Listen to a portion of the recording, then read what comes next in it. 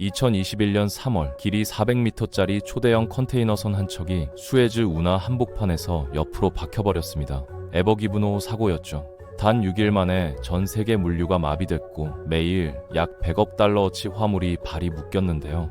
세계 무역의 12%가 이 좁은 물길 하나에 걸려 있었다는 사실이 적나라하게 드러난 순간이었습니다.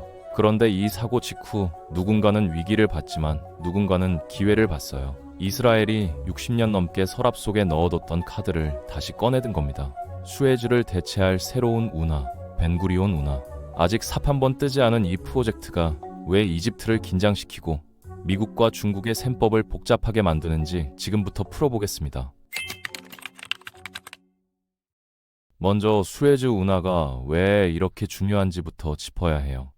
지중해와 홍해를 연결하는 이 운하는 유럽과 아시아를 잇는 가장 빠른 바닷길인데 이게 없으면 선박들은 아프리카 남단 희망봉을 돌아가야 합니다. 그러면 항해 거리가 7,000km나 늘어나고 열흘 이상 더 걸리죠. 시간이 곧 돈인 해운업계에서 이건 치명적이라 연간 2만 척 이상의 선박이 수에즈를 통과해요.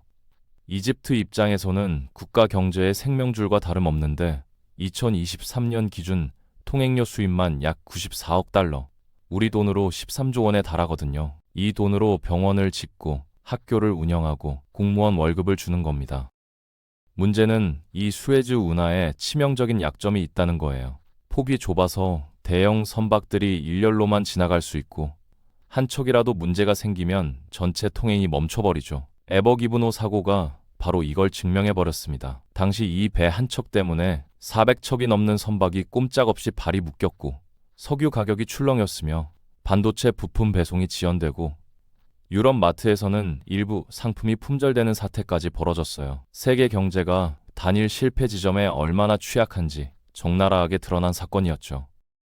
바로 이 취약성을 파고든 구상이 벤구리온 운하예요. 이름은 이스라엘 초대 총리 다비드 벤구리온에서 따왔는데 그는 네게브 사막을 경제 중심지로 만들겠다는 야망을 품었던 인물이었죠. 구상 자체는 1955년경부터 존재했어요. 당시 영국 해군 장교가 홍해와 사해, 지중해를 연결하는 운하를 제안했는데 수에즈가 이미 시장을 장악하고 있어서 묻혔습니다. 그런데 이 아이디어는 죽지 않고 계속 살아남았어요. 얼마나 절박했냐면 1963년에는 미국에서 핵폭탄 수백 개로 단번에 운하를 파자는 계획까지 검토됐습니다. 플로우쉐어 작전이라는 이름으로 실제 문서까지 남아 있어요. 사막 한복판에 핵을 터뜨려서 물길을 만들겠다는 발상이었죠. 물론 실행되지는 않았지만 수에즈를 우회하려는 열망이 얼마나 강했는지 보여주는 대목입니다. 이후에도 이 구상은 이스라엘 내부에서 간헐적으로 논의됐고 1994년에는 공식적으로 계획이 발표되기도 했어요. 가장 최근에 이 프로젝트가 다시 주목받은 건 2021년이에요. 에버기브노 사고로 수에즈의 취약성이 드러난 직후 이스라엘에서 그의 여름 운하 건설을 시작할 수 있다는 발표가 나왔거든요. 물론 실제로 착공되지는 않았지만 타이밍이 절묘했죠. 수에즈가 막혀서 전 세계가 곤란을 겪는 그 순간에 대안을 들고 나왔으니까요. 설계안을 보면 야심이 느껴집니다. 길이는 약 293km로 수에즈보다 100km 더 길고 폭은 200m, 깊이는 50m로 계획되어 있어요. 수에즈의 깊이가 24m 정도인 점을 감안하면 2배 이상 깊은 거죠. 핵심은 양방향 통행이에요. 수에즈처럼 일렬로 줄 서는 방식이 아니라 마주오는 배들이 서로 지나갈 수 있는 구조라서 병목 현상을 원천 차단할 수 있습니다. 에버기브노 같은 사고가 나도 전체가 멈추지 않는다는 뜻이죠. 건설 비용은 약 550억 달러, 우리 돈으로 70조 원이 넘는데요. 이스라엘 측 예측에 따르면 완공 후 연간 약 60억 달러의 수익을 올릴 수 있다고 합니다. 지형도 흥미로운 차이가 있어요. 수에즈는 대부분 모래 지형을 팠지만 벤구리온은 네게브 사막의 안반 지대를 뚫어야 합니다. 안반은 굴착하기 훨씬 어렵고 비용도 많이 들지만 한번 파놓으면 모래처럼 무너지거나 퇴적되는 문제가 적어서 유지보수 비용은 오히려 줄어들 수 있죠. 쉽게 말해서 수에즈는 계속 모래를 퍼내야 하는 운하고 벤구리온은 한번 파면 끝인 운하예요. 그런데 여기서부터 이야기가 복잡해집니다. 이 운하가 단순한 토목 공사가 아닌 이유는 각국의 이해관계가 정면으로 충돌하기 때문이에요. 한쪽에는 이스라엘과 미국이 있습니다. 이스라엘은 수에즈에 의존하지 않는 자체 해상 루트를 확보하면 이집트 눈치를 볼 필요가 없어지고 운하를 중심으로 신도시와 관광시설까지 개발해서 새로운 경제 허브를 만들 수 있어요. 미국도 마찬가지예요. 현재 미군은 지중해와 인도양 사이를 오갈 때 수에즈에 크게 의존하는데 동맹국인 이스라엘이 통제하는 대안 루트가 생기면 군사적 유연성 측면에서 엄청난 이점이거든요. 반대편에는 이집트와 중국이 있습니다. 이집트에게 이 구상은 악몽에 가까워요.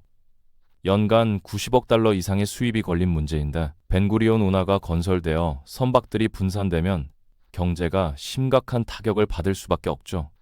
중국도 불편하기는 마찬가지예요. 1대1로 전략의 핵심 해상 루트가 수에즈를 거치는데 이스라엘과 미국이 손잡고 대체 운하를 통제하면 전략적으로 불리해지거든요. 결국 이 운하 하나를 두고 미국과 이스라엘 대 이집트와 중국이라는 구도가 형성되는 셈입니다. 그렇다면 이렇게 매력적인 프로젝트가 왜 60년 넘도록 실현되지 못했을까요? 장벽이 한두 개가 아니에요. 우선 돈 문제가 있습니다. 550억 달러는 이스라엘 국내 총 생산의 상당 부분에 해당하는 금액이라 정부 예산만으로는 감당이 안 되고 민간 투자자들 입장에서는 중동의 지정학적 불안정성과 수에즈와의 가격 경쟁 등 리스크가 너무 커요. 기술적으로도 만만치 않죠.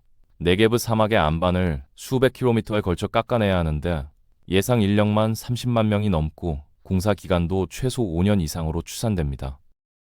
가장 민감한 건 정치적 장벽입니다.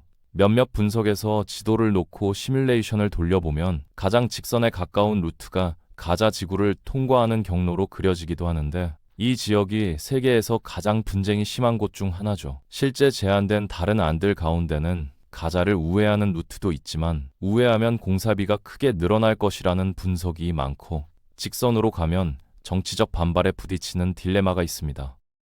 일부 분석가들은 현재 가자를 둘러싼 긴장 상황이 이 운하 구상과 완전히 무관하지 않다고 보기도 해요. 국제법 문제도 있습니다. 수에즈 운하는 콘스탄티노플 협약에 따라 평시에는 모든 국가의 선박이 자유롭게 통과할 수 있는 국제 수로로 인정받고 있는데 벤구리온 운하가 이스라엘 단독 통제 하에 놓이면 이런 중립 통항 원칙과 충돌할 소지가 있어요. 비용, 기술, 정치, 국제법 넘어야 할 산이 너무 많아서 단기간 내 착공은 어렵다는 게 전문가들의 대체적인 평가입니다. 그런데 여기서 진짜 핵심이 나옵니다. 벤구리온 운하는 실제로 건설되지 않아도 이미 영향력을 발휘하고 있다는 사실이에요. 이 구상이 회자될 때마다 이집트는 긴장할 수밖에 없고 수에즈 운하의 서비스 개선이나 통행료 정책에도 간접적인 압박으로 작용하죠. 협상 테이블에서 실제로 존재하지 않는 카드가 레버리지 역할을 하는 셈인데 때로는 지을 수 있다는 가능성만으로도 기존 질서를 흔드는 지렛대가 됩니다. 이게 바로 벤구리온 운하가 60년 넘게 죽지 않고 계속 논의되는 진짜 이유일지도 모릅니다. 운하 자체가 목적이 아니라 운하 구상을 통해 얻는 전략적 위치가 목적인 거죠. 삽이 땅에 닿지 않아도 이미 지정학적 게임에서 한 수 역할을 하고 있다는 뜻입니다. 결국 벤구리온 운하는 단순한 토목 프로젝트가 아니에요. 파이프라인을 누가 쥐느냐가 곧 권력이 되는 시대에 물길 하나가 세계 무역의 판도와 에너지 흐름, 국가 간 힘의 균형까지 어떻게 뒤흔들 수 있는지를 보여주는 사례죠. 사막 한가운데 아직 그어지지 않은 선 하나가 강대국들의 계산기를 두드리게 만들고 있습니다. 수에즈가 다시 막히는 날, 이 유령 같은 운하는 또다시 수면 위로 떠오를 거예요. 그때 누가 웃고 누가 울지, 지금 이 순간에도 셈법은 계속되고 있습니다.